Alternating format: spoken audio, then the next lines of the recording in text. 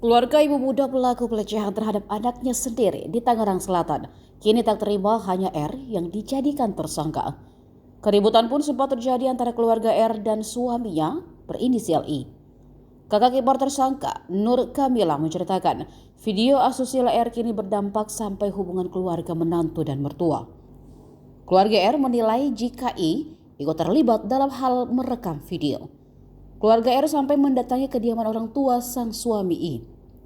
Bahkan penuturan Kamila, jika keluarga R sampai mengancam akan membunuh. Mereka masuk ke dalam rumah tanpa izin dan bersikap tak sopan. Lebih lanjut, Kamila menuturkan kedatangan keluarga R ke rumahnya tak hanya sekali, melainkan berkali-kali. Saat kedatangannya yang ketiga, kakak R bahkan sempat terlibat perkelahian dengan keluarga I. Netizen sebelumnya dihebohkan dengan beredarnya video R yang melakukan pelecehan seksual terhadap anaknya sendiri. Kabid Humas Polda Metro Jaya, Kombes Pol Ade Arisam Indradi membenarkan hal itu.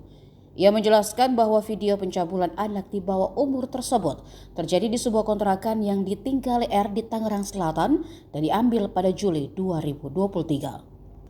Pada Minggu 2 Juni 2024, R menyerahkan diri ke Polres Tangerang Selatan. Saat ini, R sudah ditetapkan sebagai tersangka.